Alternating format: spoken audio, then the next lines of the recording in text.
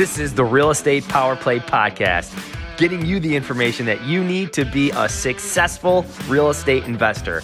Hosted by Mark Monroe, Ronald Walker, Gabe Rodarte, and me, Marty Grizzanti. Combined, we've done thousands of real estate transactions. So get ready for real stories and true case studies on finding deals, growing portfolios, and making money. Welcome to the show.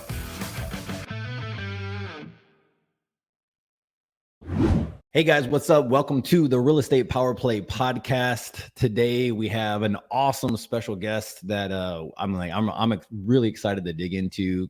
They have such a good brand, such a great name.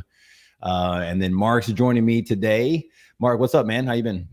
Hey, I'm doing well. Can't complain. Down here in South Florida, Gino and I were just talking a little bit. You know, it's never really a complaint from you in South Florida. There's actually photos every morning during your morning chill time, for those who don't know, of yachts flying by or floating by the marina. There's nothing but jealousy over here from Houston, Texas. Yeah, I'm excited to have Gino on, man. How you doing, Gino? Mark, I'm doing good. Was that you this morning? I saw something on Facebook with this big ass yacht, and I'm like, he's living the life, man. What a great place to be living in South Florida, my friend. I'm doing great. How you guys doing? Doing great, man. Doing great. So let's jump into this. For those who don't know, Jake and Gino, man, you guys do so much stuff. But before we hop into what you're doing today now, because I want to get to like the energy, the activity, the market, everything's like just really fun right now. Back up a second. Just back up to why did you get into real estate investing? How long? How you been doing this? How do you guys get connected? Like, what's the story? I'll give you the 30-second version because I got a lot of stuff going on. First and foremost, 6 kids, ages 23 to 8. That's one of the reasons why everyone always says, hey, it's your family and all. For me, it was because all I heard is, wow, you've got a lot of weddings there. You've got a lot of colleges to pay for. And I was in the restaurant business. I met Jake there. He was a pharmaceutical rep. And I knew I needed to make more money, but I couldn't go fix and flip homes because I already had the job. And so I was dumb enough to jump into multifamily early on. That pie in the sky that everyone says, oh, you can't do that. You got to go to single families. I didn't know any better. And Jake and I partnered up in 2011, bought our first deal in 2018. It was a 25 unit. 2013. It took us 18 months. And since then, we just continue to buy multifamily. We didn't veer out of our lane. I got into crypto a little bit. Jake never got into crypto. We didn't do RV parks. We didn't do mobile home parks. They may have had better returns, but we just stayed in the multifamily lane over the last dozen years or so. Been able to build a Jake and Gino brand. And for me, it's been rewarding because at the restaurant that I owned, I always had my family working with me. And, you know, it's been great here because I've just transitioned over to the Jake and Gino brand. And the kids and my wife we're all working together in this brand as well. That's freaking awesome. That's a great story. Well, my oldest is 12 now and my youngest is 8. So we got 3 kids, and that's pretty much, we did come from the single family world. We did come from these other things, and now we're going into more commercial. We're mainly 90% into the commercial space, and I love it so much more. And I have the time and the energy and all the extra bells and whistles. It really is true, right? Like, you know, people think that you can't do it, but there's a lot of benefit, especially for those who have families, right, to go this route. And I think it comes down to mind belief. I mean, Gabe, when you started out, you probably thought, hey, I can't get into multifamily. I need to do single family. Yeah. And that's fine. And I needed to get into multifamily because I didn't think I had the time to do single family. Yeah. So I was fortunate enough to get into multifamily. I mean, I had started sooner. I mean, back in 2005, I was making stupid investments, not because the investments are stupid. It's because I was stupid. I bought a nice mobile home park in Florida back in 2005. Man, I wish I still own that thing now, but it was just a terrible partnership, terrible market. Then I went and bought a strip mall in New York, terrible market, terrible timing. And I just ultimately said, I need to find mentorship. I need to get into apartments because I know that's what I like. I started out with a triplex with my brother back in 2002. I like that relationship between me, the landlord, and the resident. They needed a place to live. I knew that was a basic human need. And I'm like, I like it. I can start small. I can figure it out. But that's what happens. I mean, just check your beliefs, everybody. If you really honestly think you can't do multifamily, you're just a pizza guy and a drug rep that have 1,500 units in less than 5 years. If we could figure it out, I will promise you and guarantee you. And I'm going to hold the book up, Creative Cash. If you can't get into multifamily, start syndicating, start using creative financing techniques, seller financing, master lease options. It's not the lack of money, it's the lack of skills, and it's the lack of creativity that I think ultimately hold us back. Totally. So, Gino, you mentioned something there, like for the listeners, like you mentioned syndication. What's that mean in the multifamily world? Simply put, syndication is getting a group of investors, pulling them together. Jake and Gino don't have enough money to go buy a deal. Jake and Gino goes out and find a group of investors. And obviously there's securities laws if you're creating a security, because those investors are probably going to be passive. They're not going to be doing anything. So go check out attorneys. Kim Taylor's great. That's who we use. You're creating a pool of investors. I mean, it's been happening since the dawn of time. When we got into it back in 2010 and 11, I mean, people have such short memories. Back then, there was 1% GDP growth. Rents for one bedrooms were $350. Cap rates were in the toilet. They were high. Nobody wanted to invest and nobody wanted to give you their money. So we had to go the old-fashioned route. We started with creative financing and we started refining deals. 2016 and 17 come, the Jobs Act, all of a sudden the market gets hot. The government decides to print a ton of money. Everyone's into syndications, and that's why asset prices elevated. And that's why I think asset prices going forward, they're gonna drop a little bit, because I think that money's not out there like it was. I think investors are gonna get burned over the last couple of years with these prices that people have paid. And what happens when there's not enough supply of capital, of money, prices are gonna drop. So syndication is just an excellent tool, and one of the many tools that you can use in the proper market cycle to get into multifamily. That's awesome. This is going to be so good. Like, you guys, you're hitting it hard pretty fast. So this is really good. Okay. So we're hitting syndication. You said to do with some other things, master lease option. You got some other creative things. For those who don't know, these guys are the ones that you want to talk to for multifamily properties. And that's why we wanted to get them on here. So the energy, the time, the stuff that you're doing today, now time, we're talking about, we're January 2023. What are you guys going, okay, this is what we advise our people, and then this is kind of what we're doing also in tandem? So let's pull back to a couple of frameworks that we use. The first one is our three-step framework. It's buy right, manage right, and finance right. I mean, Jake, pretty simple-minded. Gino, pretty simple-minded. We work through frameworks. When you're buying a multifamily asset or even a single-family home, if you execute on buying it properly, that's the back leg of what we call the wheelbarrow. You have the finance portion. That's the other leg of the wheelbarrow. The manage right is just the wheel in the front that's in constant motion. So you need to execute on all three of those. But the other framework that we like to talk about, it's, we've trademarked it, not because the information is not out there, but we just put it all together. We call it the 3 pillars of real estate.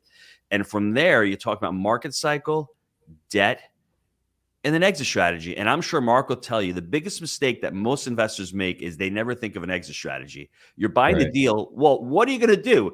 You have to exit it. I mean, people think you make money in the buy. That's a bunch of crap. You make money on the exit when you sell the property or you refi it. I mean, that's ultimately, you're making a little money in cash flow. Don't get me wrong, because we're not going to buy deals without cash flow, but understand what your exit strategy is. And for us, we're long-term buy and holders, and people have been talking about bridge debt over the last couple of years. Our debt is secure. Out of all our properties, the first property that's going to come up with debt due is 2026. So we've got a pretty good runway, and you're talking over 1,500 units. So we think of our exit strategy, and it's our strategy. We like to buy these deals for the long term. We want to buy these deals in decades. We're managing these deals. So first thing, everybody, think of what the exit strategy is. If you're going to go short term, great, go short term and get the right debt. Now, the market cycle is sort of changing. We were in a buyer's market, a seller's market forever. It's starting to shift right now. I mean, how many of you out there, brokers are calling you back? They're cold calling you. They're actually emailing you, and they actually want to go on property tours because they've got to drum up business. We just got a deal on the contract a couple months ago. We're closing on January 27th, and it's a seller finance deal. It's a $9 million deal, 128 units. The seller just walked into our office because we have a property right next door. He offered us 5% seller financing. That tells me right then and there, he's got a lot of equity in the deal. He doesn't want to pay taxes. And now he realized, oh, crap, I didn't want to sell a year ago because I didn't know what to do with the money. Now I got to sell because I don't want to lose my equity. And that's what's going to happen. There's the opportunities coming around. So the market cycle, debt, and exit strategy, the market cycle is changing, but we still are looking for assets that are a little bit newer, that we're looking to hold for the next 10 or 20 years. And if we're buying properties that are older, we just need to make sure that if we're going to fix these properties up, we have enough, money and CapEx budget to be able to do that. I think the big mistake over the last couple of years was, that whole chair thing where you're pulling out the chair. Well, who's going to get that last chair? You keep buying higher and higher and higher. And I think that music is stopped right now. And if you've paid a lot of money for a property, I'm hoping and praying that you've got long-term debt. You can ride it out. You can cash flow when things stabilize. You can sell that asset. Good stuff. Are you guys starting to come up with a strategy with those type of people that are in that situation, those investors that purchase too high and they don't have that debt? Are you guys starting to figure out how you can kind of go in there and work with them and purchase the asset, or what do you got? What's your thoughts on that? That's a great question, Mark. I mean, it's just coming up over the last few months. I was at a Sirhan event. Ryan Sirhan, he had a branding event this weekend, and I was talking to one of his top, brokers, commercial brokers. The guy's name is James Nelson, and he mentioned the name Rescue Capital. I'm like, oh, Rescue Capital. There are going to be people out there putting funds together. I just call it LP write-downs. What's really going to happen, Mark, is if me and you are in a property and you're an LP investor and I'm the GP and all of a sudden I'm in trouble, I can either have a capital call or I can say, Mark, you're $100,000. I'm sorry, but it's worth $70,000 now. And that's gonna happen a lot in this market right now. I'm just hoping that a lot of these assets, they're right then and there. Maybe, the debt is on a year or so. We can assume the debt because maybe they have 3% interest rates on this debt. You can assume it. That's one way of doing it. But I think people are going to go out there and quote unquote raise capital to buy these deals at a discount. The problem with these LP GP structures is they're really illiquid. I mean, you really can't say you got $100,000 position in this property. There's not really an open market for you to go out there and sell that. That's the problem. I'm interested to see what's going to happen with these people who have done bridge debt over the last 12, 18 months, on the road at 3%, and all of a sudden rates are at 6% and they got to refi out at 9%. There's going to be an opportunity where they're going to have to sell at a discount and say, here, take the property from me. It's going to be interesting to see what happens. That seriously is a conversation that's starting to come up. I don't even say starting. We knew this was going to happen. Jake and Gino probably thought this was going to happen also, like the people within these circles that talk about this stuff and projecting, going, okay, last June, we saw this stuff and, writing on the wall. Now we're actually hearing it. I've Gabe, been in some of these meetings. But let me jump in real quick. It's painful when you're going through it because you're like, what's wrong with me? I can't get a deal. These deals don't make sense. Like, why are people buying stabilized assets on bridge debt? And thankfully, we passed in a couple of those deals because now we'd be like, wow. And there was merit to them. I mean, if you're buying a deal where rents are $900 and they can go to $1,500, okay, you take that risk. But that is a big risk right there. You're not limiting any downside risk. And it's all about timing. I don't really want to try to time the market because if things don't work out, then what ends up happening? And Gabe, when you're going through it, it is hard because it's like, oh, I'm missing these deals, but are they really deals? And do they fit what we call a buy right criteria? I think everyone listening to this, figure out what your buy right criteria is, what kind of assets you want to buy, where you want to buy them. I mean, even in multifamily, what's the median income of where you're buying? We're trying to buy assets with $50,000 median income. What's the unit mix? We love 2 bedrooms. We love 3 bedrooms. I mean, what kind? We love townhomes, garden style apartments, whatever you like. That's what you have to focus on. And as the market changes and prices start to drop, well, all of a sudden, older assets may be coming into play now because it depends upon the pricing and about what's going on with the market cycle. But Gabe, once again, it's been painful. I mean, we were buying these 20 units, 30 units. We bought about 150 units in 2022. Now in 2023, we've got a 128 unit deal. Hopefully things let up a little bit and there's a little bit more activity, a little bit more what we call volatility. Because I'll tell you one more thing. People should be excited about the next 18 to 24 months in real estate. This should be so much fun for us because all of a sudden people overpaid, sellers who have to sell. In real estate, you need a motivated seller or else you're not going to get a deal. There's going to be more motivation right now. And who cares what happens to interest rates? Interest rates go up. Prices sooner or later have to drop because the cost of capital is higher. And sellers haven't understood that. They've been in the driver's seat for the last 4 years. Now, all of a sudden, the dopamine hit's gone. The sugar rush is gone. It takes a little time to come off that. But when it happens, and it just happens just like it happens. Yes. I want to go over something real quick that I don't think most people have seen what a capital call looks like. I've been in boardroom meetings when people are literally on the board going, this is what we're going to have to do. I've seen the documents of going, if we're going to do a capital call, this is what it means. Can you explain what that does to an asset when they're going, we need more money to get pumped into this thing, and you're already at freaking maximum RPMs? I thank God that has never happened to me, and I haven't seen it happen to any of our students yet. It will happen. That's one of the reasons why I didn't syndicate deals. Our first 1,200 units. We refied out over 20 million bucks and just kept buying and kept buying. I was afraid to take investors on. Now, is that a limiting mindset?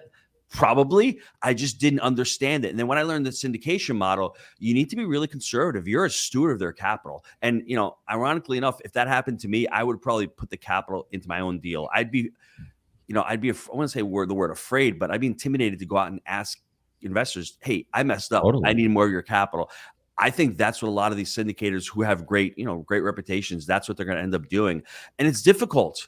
Is putting in their own cash or doing capital calls? Well, both. I mean, if it was me, I'd have to end up putting my own cash in before I went and actually last stop capital call. But I think when you're doing a capital call, you need to be crystal clear. Sometimes it's better, as our coach Bill Ham says, shoot your dogs early. Maybe it's better just to take a total loss, sell the deal, take a loss and move on. Whereas if you've got a plan that, hey, I love the area, I love the rents, I think long-term it'll work out, that's when you really say to yourself, hey, I'm going to have to make a capital call. All investors, if you don't want to put the capital in, I'll buy you out as well. You can buy out your investors and do that as well and put money in. But I don't think many people are going to be in that spot. So to back up a second, because we have people from novice to experience. For those who don't know, let's say we buy an asset and we use syndication money to buy the last half of the asset. And that's pretty much what we're doing. We have a special financing on the front end, and then we have a syndication that comes in with the rest of the 15%, or sometimes you go up to 20%. It's crazy different numbers that people do.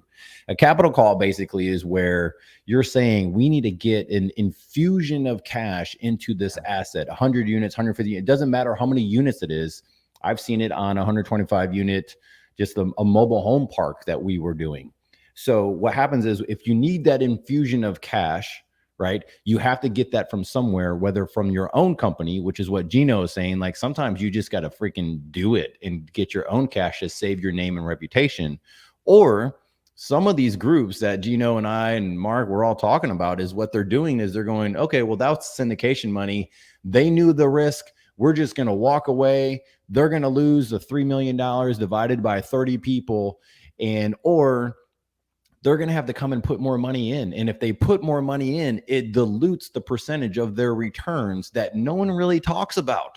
Mm-hmm. So these conversations are actually happening right now as we speak. I've been in the rooms, that I'm like, that's what's going to happen. I didn't even know. They're like, yeah, if we borrow this extra $600,000, it dilutes the other amounts of percentages because the money has to go somewhere. And I'm like, Gabe, I have to say, it's not all. I don't want to say it's not all the syndicator or the operator's fault, but we've had unprecedented problems. I mean, supply chain. If you're looking to turn units and you can't get windows and it takes you 6 months, how could you predict that? You know what I'm saying? Like, if you have no labor, you can't hire people to manage the property.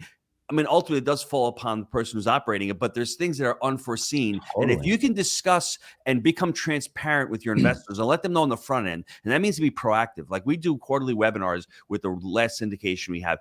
Be proactive with the investors. Let them know what's going on. And if you're out there not telling them, and all of a sudden, hey, I need money, but say to them, this month, we've got 13 vacant unrented units. Why is that? All of a sudden, I mean, population's dropped, or we haven't been able to hire a maintenance tech to come and turn these units. I mean, if you're transparent and honest with them and you have the plan going forward, I think it's never a great conversation. It's a much more comfortable conversation to have. But I think a lot of that's going to happen in the next 6 to 12 months, because it's when interest rates go up. This is how I missed it. Everyone listening to this call thought that real estate was at a high in 2019. We all thought it was a high in 2020. We all thought it was a high in 21. All thought it was a high in 22. It changed when interest rates rose. And that's what ends up happening. It's a history lesson, everybody. Interest rates rise. We go into recession. 2024, what's going to happen? Presidential election, rates are going to drop. And all of a sudden, they have to pump money in and they have to stimulate the economy. That's what's going on. And if you can understand those changes, I mean, I've been around a lot longer than a lot of people listening to this show. So I've seen it happen over and over again. And that's just the plan. So learn from history. You may not be prepared for this one. I wasn't ready for 08, but now I'm prepared. I have much more liquidity. My debt is more stable. I have no personal debt whatsoever. Not even my personal residences have debt. So I'm ready. And if something happens and we have a long recession, I'll be okay. But I think people have to take this as a learning lesson. Mark my words.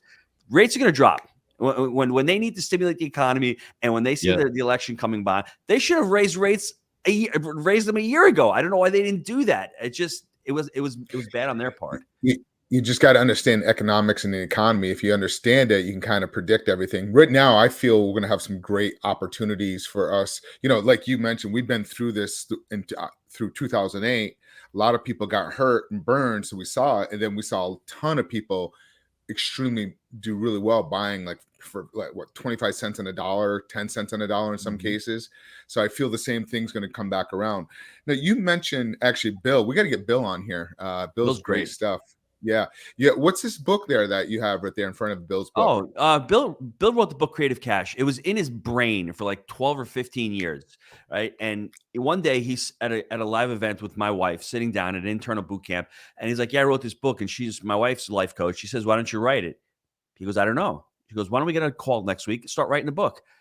After like six or seven coaching calls, he's got the book written, and he's a master of seller financing and master lease options. His first 400 units did walk into a bank, and for Jake and myself, we're approaching a little over $20 million in seller finance deals as well. It's an amazing tool. But you go 08, 09, 10, 11, 12, 13, those 5 years, it was awesome. Buyer's market. And that's why I think right now we're going to be entering that phase as well, because it's a lot more difficult to finance deals right now. They want high LTVs. A lot of these banks are looking at these deals and going, I'm not gonna finance that deal. What's the debt service coverage ratio? And then you have also these sellers that have a ton of equity and going, I don't want to pay taxes. I like the mailbox money. So, I mean, to me, it is such an amazing strategy. You just need to learn how to, educate yourself on it. And you need to convince or actually educate the broker and the seller why it's an awesome tool to use, because it's not about you. It's not about you solving your problems. It's about solving their problems. And there's gonna be a lot of problems coming up for a lot of these sellers. Now, you mentioned their master lease option. Why don't you give a quick overview of what that is? Some people. I'm not an expert in that. We've done a couple of them. Bill's the expert. I mean, you're basically buying a contract. It's almost a lease to own kind of thing with an apartment complex. And there are two different contracts. You have the master lease and you have the contract itself. You're renting it out. You really need to get dialed in on this. You need to have an attorney with you because you're not taking ownership of that property. You're leasing it out, and you put in option money down for a certain period of time. You're basically, taking over the operations. You hope that you can pay everything. And as you're going through, you're renovating all these properties. When the option time is over, you're hoping you can say to the seller, here, I'm going to buy the property at the agreed upon price when you close day one. So you're hoping that you can really push up this NOI and get that price out 2 to 3 years. Now, I'm always a little wary of them because 3 years down the road, what's to stop the seller from saying, I like what you did to my property. I don't want to sell. And I mean, does it happen? Yeah, they'll sue you. You get into court in a couple of years. So it's one of those things where please educate yourself. But it does work in certain situations where the seller, just wants to get rid of the property, doesn't want to deal with it anymore. And you come in, all you have is option money, put it down. You understand what you're doing, taking those risks on, trying to get that property stabilized. And then on the back end, you can do really, really well. I'm excited over here, guys. Like I was just saying, like time is we've accomplished so much in such little time. It's crazy.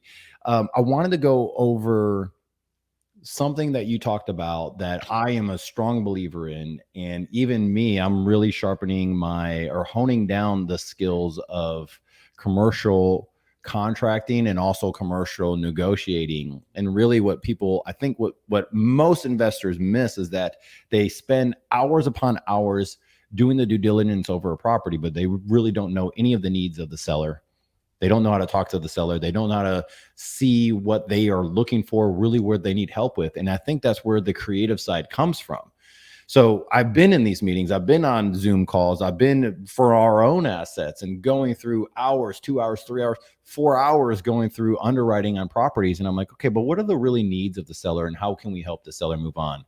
And correct me if I'm wrong, but it sounds like we're on the same page where you're seeing that for us to really advance in this next season, we're talking 12 to 18 months, let's just call it a 2-year cycle. We got a 2-year cycle of just crushing it. For anybody who's listening, this is something that you really should be learning. And really it's how to help the seller move on from the asset and learning the ins and outs. And this is where really that gold is really drawn out of. And the way that I've learned from some of my mentors is 15 caps you're not going to see them on the market. They're created by the way that you structure the deal, right? 12 caps aren't really on the market right now, but they're created by how you structure the deal.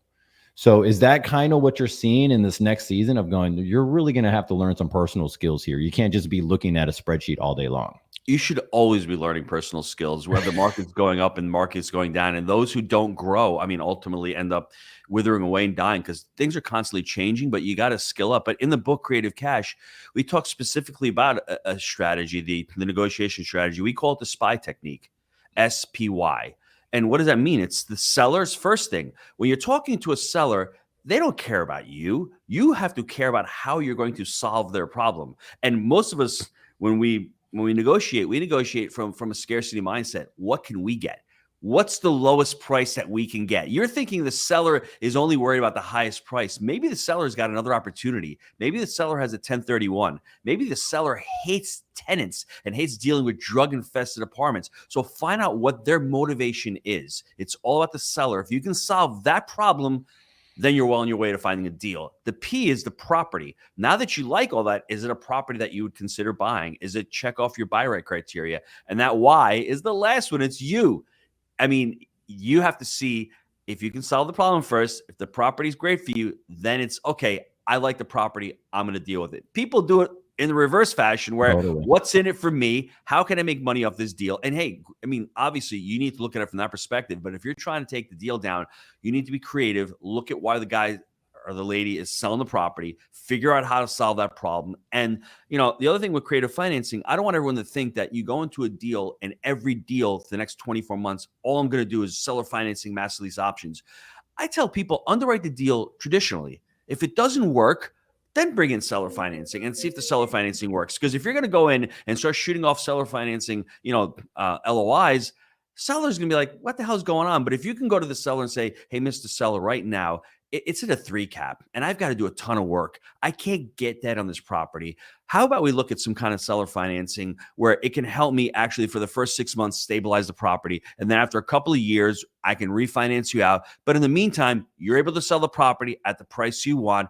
You'll be able to get some capital gains deferred and we'll be able to work on the property. How does that sound? Whereas, hey, you're just coming in and throwing in these offers. That's why the SPY, if you have that for every aspect of your life, especially negotiating real estate, you will get more deals utilizing it.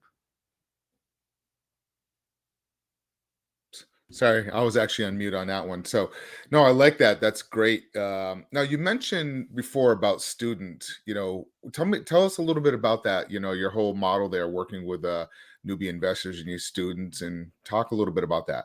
Well, before I talk about that, I just want to mention why I started it. I think everyone, myself included, gets into the education space to monetize. And you learn early on, it's a hard business to make money in. You've got a ton of marketing. You got to have a ton of infrastructure. And we just started out doing a podcast. I didn't even know what a podcast was. I think we've got over like 500 shows now, 5 million downloads. And I started out with that. And it was really beneficial for me because you get on calls with people you'd never be able to have the opportunity to speak to. And we started with that. Then we wrote the book. Then we launched Jake and Gino about 6 years ago. Didn't know what we were doing. I just love to teach. I love to write articles. And we started to create a community. And the problem with multifamily, which separates it from single family and wholesaling, it takes a little bit of time to become successful. It doesn't happen overnight. You put money down in a wholesaling program. 3 months later, you could have paid that program back and then some. I mean, it's a lot less technical. With multifamily, it takes a little while to get it going. And in the first couple of years, just starting the community, we built it on the buy right, manage right, finance right. I think what our USP is we basically love to teach the manage right. Most people out there educating, they love the sexy part. Hey, let's buy the deal and finance the deal. Well, now you've had the baby. I've got 6 children. How are you going to raise that baby? That's where you make the money. You make the money on raising that baby. And for us, over the last 6 years, I think our students have closed over 60,000 units. That's over $4 billion in assets that they've closed.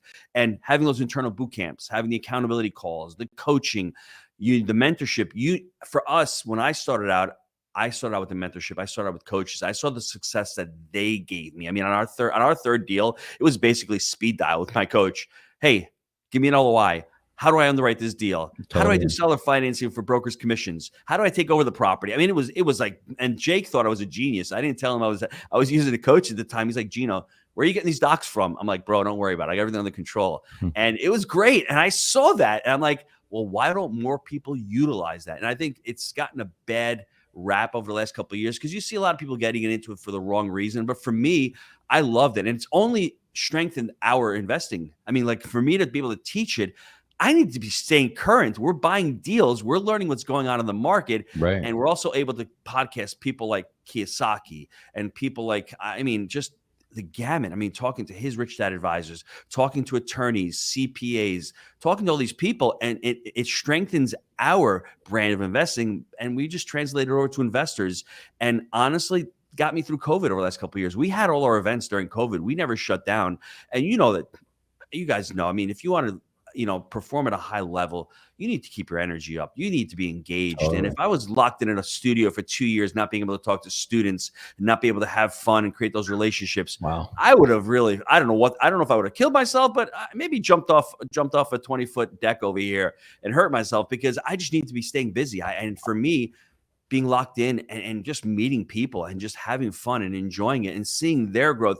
And Gabe, I'll tell you also, one of the best things is getting emails from students saying, hey, I just closed in a 20 unit. Hey, I just left my job. I mean, one of our BHAGs is to have 1,000 students leave their W-2s by the year 2030. We've got 100 so far. So those kind of metrics that we're trying to push for really, to create impact in others' lives, but it gives me so much energy. And, Tony Robbins talks about the six fundamental things in life, the 6 common needs or benefits. Right. You have certainty and uncertainty, but the last 2 are growth and contribution. Once you become financially free, you're always looking to give back. You really ultimately are, because that's how you become ultimately happy. You have this autonomy. How can you show others how to become autonomous themselves and try to lead happy lives themselves? What do you see going in that direction for students and the other people and the podcast and everything else? What are you seeing now that we're coming out of COVID? Now we're entering into a different cycle. I love what you said. I was like, I was thinking stupid, and I'm like, that is the funniest phrase, because I say that sometimes, and I'm going, this is just a stupid decision, and people trying to, you can't say these words nowadays. And then I'm like, no, call it what it is. Like, it wasn't smart. All right. What's the opposite of smart? So what are you seeing right now that's like, or what have you seen in the last, 6 months to 12 months that you're going, okay, there's a different barrier to entry. There's a different hurdle that people are running into lately that now you're going, okay, we need to help them through this thing. I think interest rates going up made the cost of capital more. And I think banks actually were pretty smart in this cycle. A lot in the multifamily, you need to come up with more capital. LTVs are not 80 and 85% unless you're going to community bank. If you're going to agency, it's 60 and 65% LTV. So you need to bring more money to the table.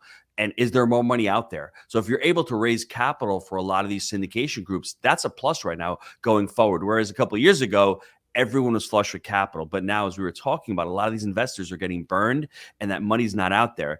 And, Gabe, when you're playing with other people's money and you're playing with SBA money and PD, whatever, PPP and EDL, whatever the hell, it's not really your money. You're loosey-goosey. But now all of a sudden that money's run dry.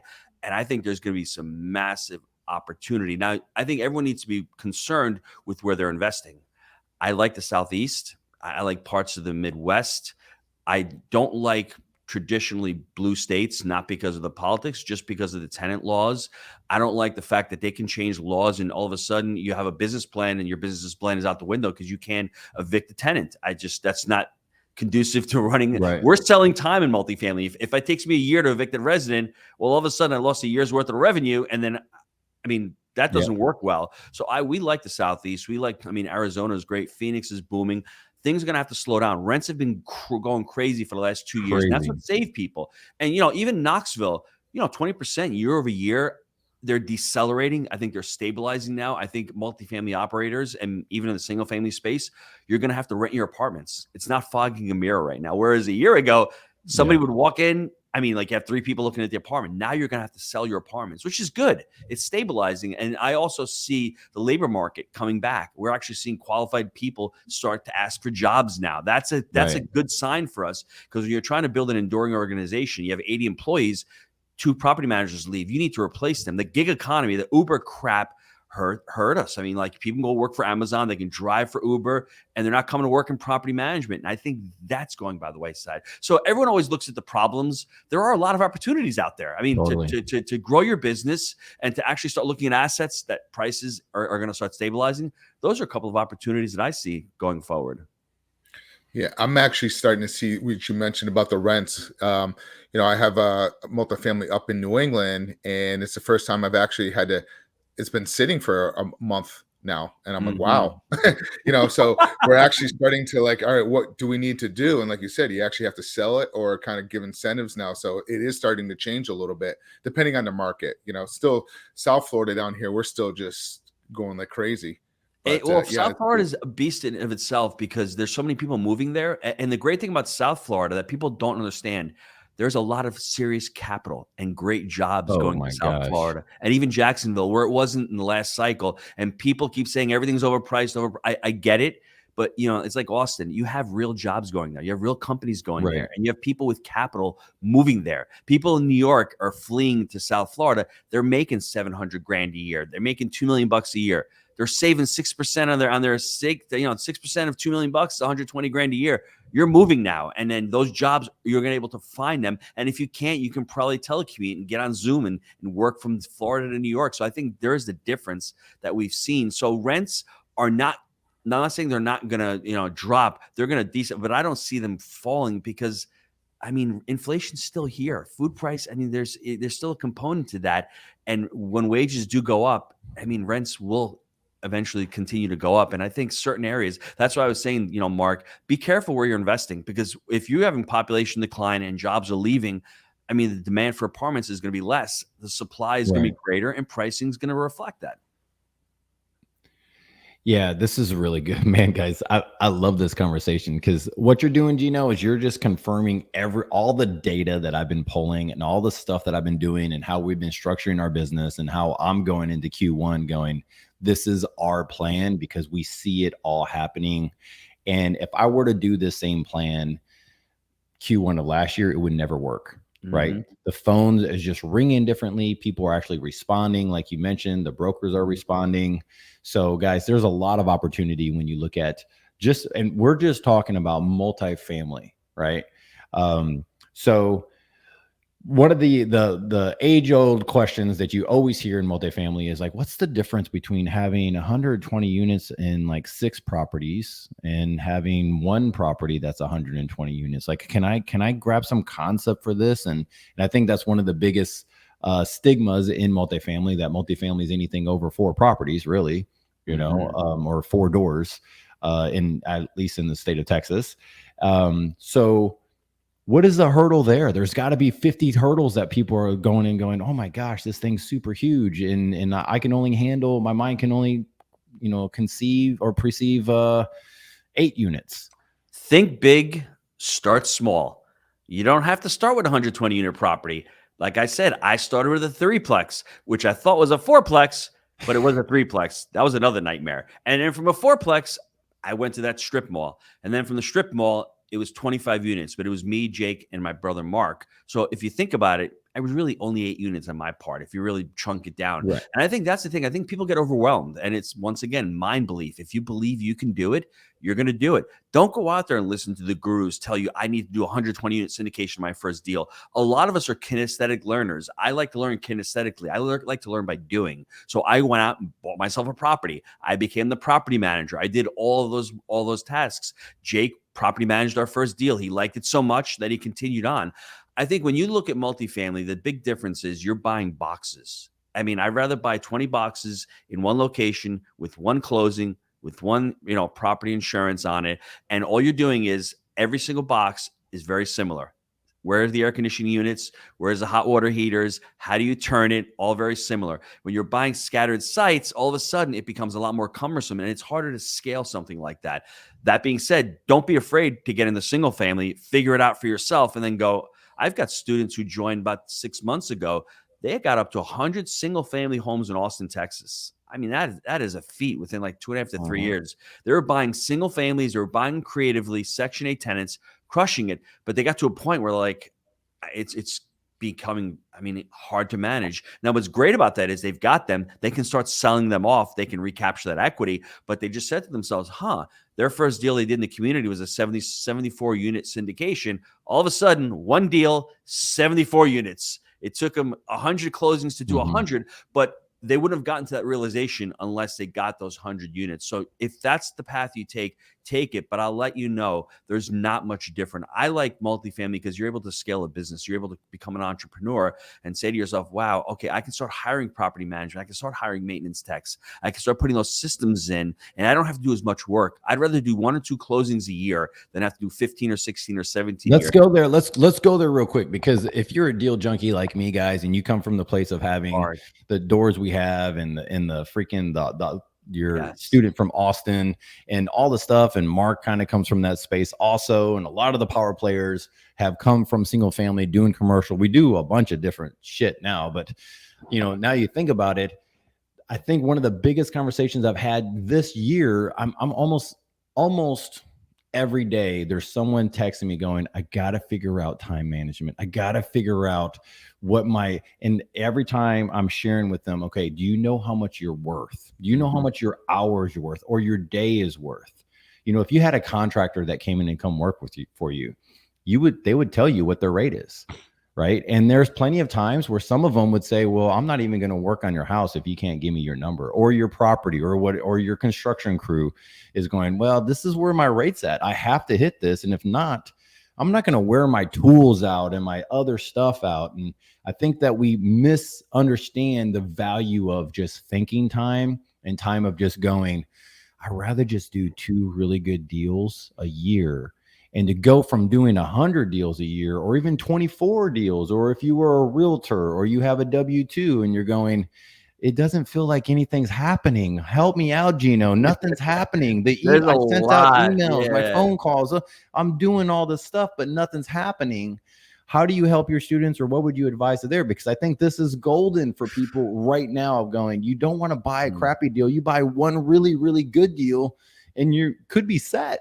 There's a lot to that question. I think the first thing is we're a product of the Industrial Revolution, where we were told what to do, go to work in a factory for 10, 12 hours. But who made the money? I mean, the Carnegies of the world, the people who thought, the thinkers, the Bezoses of the world. And I think if you take a step back and go, wow, those people are not getting paid based on what they're doing, but what they're thinking and the ideas. And I think everyone should write this phrase down, and it hits hard. Transactions pay the bills. Great.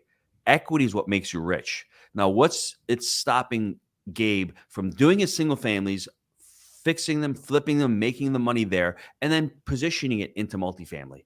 I think that's a great strategy. And if Gabe doesn't have the time to do it, go out, partner with an operator, partner with somebody who is doing it. Understand that the single family, you're doing what we call multifaceted multifamily, creating multiple streams of revenue. You're getting all that revenue and you're putting it into a vehicle that's great for the long term, that has amazing tax benefits, because it's not what you make, it's what you keep. And I'm keeping a lot more of my money than most people fixing and flipping single family homes. So you can have a multi-pronged approach. If you're just starting out, think this is the possibility. But if you're already on that hamster wheel where you're doing these deals, and I just tell the students, it's shiny object syndrome. I mean, hey, we all get it. I mean, like you see crypto going from 20,000 to 60,000. You're like, I'm missing out. But that's what happens as you get older. You'll understand with age.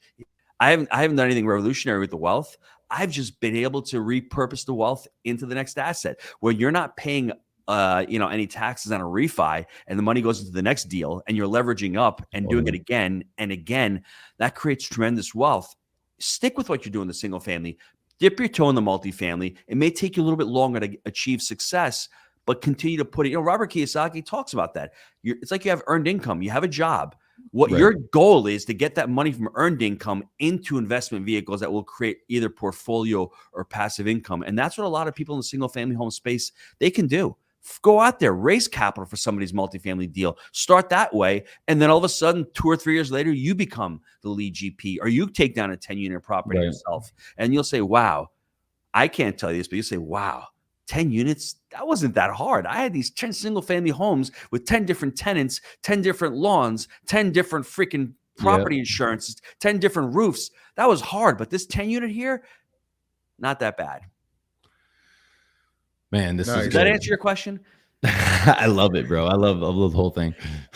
No, that's great stuff. You mentioned something before about your students and being like, a fun environment. I got to tell you, man, I went to your last event in Orlando. Oh, Dude, you had Vanilla Ice there playing. I mean, how many people showed up at that thing? we had 1,200 tickets sold, and I think we had 1,000 people show up. And this year we're having the same place. It's October 14th and 15th in Orlando. I think we're going to have White Panda there. We're going to have a DJ for the whole entire community out there. So we're going to have got Chris Voss speaking. I mean, you know what it is? It's a conference and it's part of the brand. And what we're trying to do is we want to have a conference like. We want to be able to, have these amazing presenters, but we also want the ability for people to network, learn multifamily, but also be engaged. And we want them to see the possibility, because everyone's like, I don't need to go to events. I can hang out, do it by myself.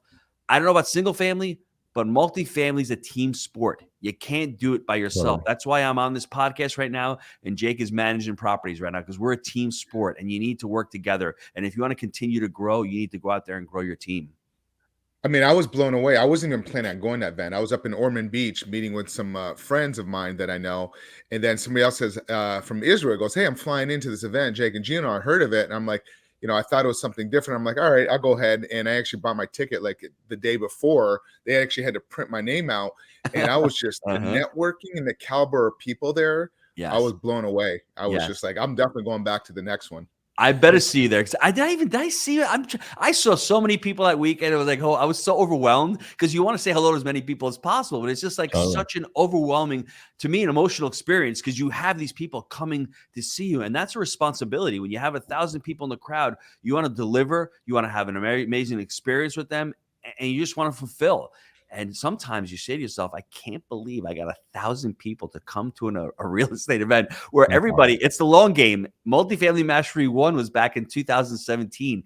We had 150 people in that room, which was great. I think 30 paid. I gave away so many tickets, but it's the process of learning. And then you make a mistake. MM2 was 400 people. Multifamily Mastery 3 was 550. Multifamily Mastery 4 in 2021 was 800. Now this one's 1,200. So it's just constant growth. And it's, being able to say to yourself, I don't know the answers. We're all out there winging it. I mean, that's the reality. If anyone thinks they got their shit straight up, I mean, I'll give you an example. This remote work from home, was supposed to be the end all be all. All the experts are saying we're going to work from home going forward. They're already reneging. I was in New York this past weekend. If they work from home, New York City is basically done. You can put a pit there. Done. So all of these predictions that experts have been giving us the last 2 or 3 years, the vast majority of them are wrong, because things change, because they look at it from their paradigm, from what they know, not from the unknown. And it's the same thing when you're learning about investing in real estate or any kind of personal development. As you continue to grow, you'll look at yourself 5 years from now and go, I can't believe I actually believe that. And I think that's what happened with us with these events, just continuing to grow. The team gets a little bit bigger. And this is not possible without having an amazing team to put this together, because it is like putting 3 weddings together at one time. I mean, the infrastructure, but it was fun, and it's a challenge. And when it's over, it's like, thank God we did it. I don't want to do another one. It's like having a kid. I've got 6 children. Every time you have a kid, it's like, last one. And then a year later, it burns off and goes, hey, you know what? What the heck? Let's do it again. You know what I'm saying? Same exact thing, bro. It's just a weird, I can't explain it. It's like, you know what I love about what you just said is that it was an eye-awakening moment. I'm 41 years old. Business is doing great. And I'm so excited, like you are, to get to this. I'm just so excited for this next 2 years. So I'm like, I know how to do these things now. I've gained the experience and know-how and stuff. And now I see the phone's just ringing differently now. Conversations are different. One of the things you said was, no one really knows and you're really winging it. And I joke around with my team. It's actually a phrase of that. That's really one of our phrases of going, hey, look, no one really knows anyways. And it's just something we joke around with now, because we've figured it out in jokingly, side conversations of going, you know what, let's just do it. No one really knows. And because you talk to enough people and you've been on enough, how many people have you interviewed and talked to in conversations, and you're just going, everyone's going, hey, look, I'm learning. I just made a mistake yesterday. And this mistake was something very small, but I thought I learned this thing already. I just goofball. I forgot. I shouldn't have said that. Oops. And you just move on. Mm-hmm. And I think that the world that we're in right now, and when I see people, there's this shiny object syndrome and the FOMO. And I think people are thinking that, hey, there's this silver bullet. And I just don't ever see a silver bullet, in anything we do and in life. And you have kids and you're growing up kids and other stuff. And you're like, there's just no magic recipe. It's, you got to do it. You have to learn, you apply your systems, and then you do it again. And something breaks and you go, now I know the weak spot. Okay, let me do it again. and let me do it again. And so that's just something that I just wanted to give out to, especially the people that are listening. Is like, man, this is some golden stuff. There is no silver bullet, and no one really knows, and you're pretty much winging it. Even when you know at Gino's level, at that high level, you're going, hey, look, we're going to make some mistakes, and it's okay. Gabe, I was sitting on a bus with Coach Bill Ham once again about 3 years ago, and we had just started doing our boot camps. And I said, I don't really know if this is going to work. This person's doing this, and he just turns to me. He goes, like I said, he said, Gino, we're all winging it. We're all trying to figure it out, because when you get to a certain point, you've learned it. Well, how am I going to get to 2,000 attendees? That's another problem, right? And in the real estate space, okay, I've bought a single family home. I want to buy a 10 unit. That's a set of problems. I want to buy a 50 unit. That's another host of problems. I want to buy a 100 unit. That's another host of problems. So as you're going down the journey, you start learning, and you say to yourself, the Instagrams of the world have made it hard for us, because we think everyone out there is just doing amazing things, crushing it, man. Deals. And what I would say to that is, nowadays, what people really want is transparency, honesty, and authenticity, by saying, I really don't know it all. I'm a deal junkie like you, Gabe. Me and Jake, we start drooling when we're not doing deals. It's like, what's going on? It's so hard. But I'm going to tell you, if you can have that you can delay that gratification. That's one of the biggest things I'll teach my kids. If you can delay instant gratification and push it off, and just wait and keep putting in the work, the deals are going to fall in your lap. They're just going to fall in your lap. But it is hard. The whole Instagram thing has made it challenging. But everybody out there, be honest, be authentic, and be transparent. That's what listeners want. That's what people want. Hey, I got a question for you. Sure. The age group that you're normally are working on, have you seen it change, or is it a different age group that you've seen come through now? Or it's exciting. To me, it's not even age group. A lot more women. We have a lot of African Americans in our community as well. We have a lot of Hispanics in our community. Younger. So what our brand's all about is family. So we see a lot of professionals, and multifamily is a little bit more, I don't want to say experienced, but it's just a little bit more sophisticated. So we see a lot of professionals getting in, whether they're doctors, lawyers, small business owners. These are people that understand the power. Engineers are the best, because they look at underwriting and go, well, this is a no-brainer. I get that, right? Yep. I think it's really changed and morphed into where it was just a white man's club, 50s and above. Now it's like people in their mid to late 20s, all the way up into their 50s getting into it. And it's awesome. To me, I love it, because all of a sudden you have different people looking at it from different perspectives, different ideas, different solutions. And that's exciting. We're only talking the last 5 years I've seen this change, where it was like maybe 90-10 male, female. Now it's maybe, I don't want to say 60-40, but 65-35. I don't know about the residential space. It's probably even closer in the residential space, but in the multifamily space, it's really shrunk significantly. Wow. It's amazing. Well, that's why, somebody flew in from Israel just to go to your event. So, that's just amazing. And I know quite a few of your students, and they just talk highly of it. So, Gino, how can people reach out to you? JakeandGino.com. Listen, if you guys want a copy, Creative Cash, a PDF copy, just email me. Email is Gino@JakeandGino.com. I want everyone just to learn all the tools. You learn the tools, you learn the strategies, you learn when to buy. And I'll leave the listeners with this. I honestly believe in my heart of hearts, it's always the right time to buy real estate. It's not always the right time to sell it, but it is always the right time to buy it if you understand when to buy and how to buy it. Awesome. Great stuff. I'm actually super excited. Thanks so much for coming on. Thank you all. Please, download us through your Power Play podcast platforms. And thank you guys so much. Thank you, Gino. Appreciate it. Bye, guys. Take care, guys. Bye. This has been another episode of Real Estate Power Play, guiding real estate entrepreneurs to a brighter future. If you liked what you heard, consider subscribing wherever you listen to your podcast, or follow us on YouTube at Real Estate Power Play.